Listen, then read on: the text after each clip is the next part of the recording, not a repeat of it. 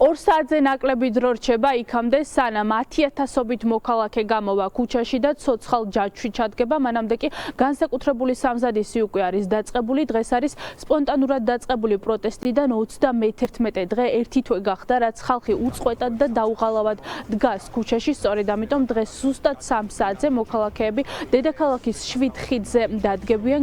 შეიკრება ჯაჭვი, ისინი გადაინაცვლებენ სანაპიროზე და ეს იქნება, როგორც მონაწილეები და ორგანიზატორები ამბობენ, კიდევ ერთი ისტორიული დღე, როდესაც საქართველოს მოქალაქეები მთელს ცივილიზებულ სამყაროს დაანახებენ, რომ ხალხი უწყვეტად, დაუღალავად და ერთობით დგას ქუჩაში. ზუსტად 3 საათიდან იქნება ხმაურიანი პროტესტი და საქართველოს მოქალაქეები კიდევ ერთხელ მოითხოვენ უკანონო დაპატიმრებული ახალგაზრდების განთავისუფლებას და ხელახალ არჩევნებს. იქნება პროტესტის რამდენიმე ადგილი, მაგალითად მსახიობები და მწერლები აპირებენ, რომ შეიკრიბონ ბარათაშვილის ხიდზე 7 ლოკაციიდან.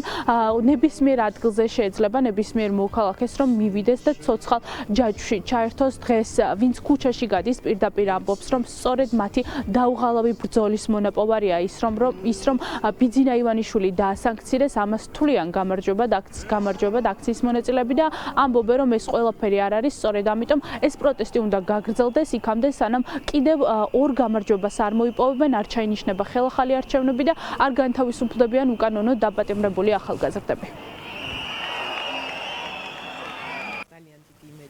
და მოლოდინის, რომ უამრავი ადამიანი ჩადგება ერთად ერთობის ჯაჭვში.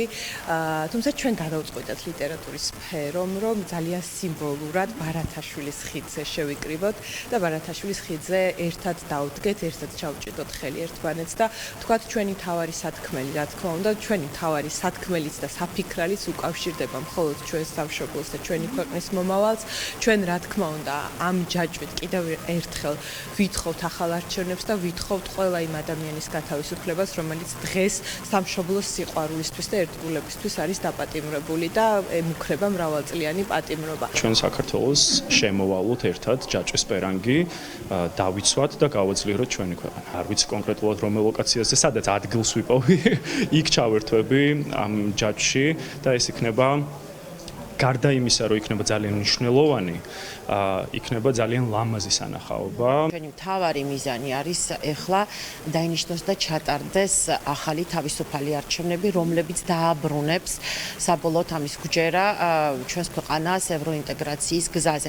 ამიტომ მოვუწოდებ ყველას, ვისაც დღეს გული შესდგება საქართველოში არსებულ მდგომარეობაზე, გამოვიდეს, ჩაკიდოს თავის გვერდით მდგარ ადამიანს, არ აქვს მნიშვნელობა იცნობს თუ არა, ხელი და ამით გამოხატოს საყოველთაო პროტესტი საქართველოში დღეს არსებული მდგომარეობის გამო.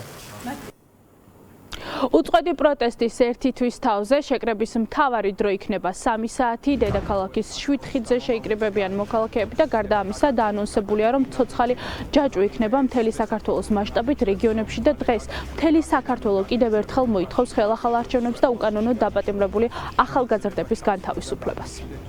პირდაპირ ეთერში მარიამ მაკასარაშვილი საუბრობდა.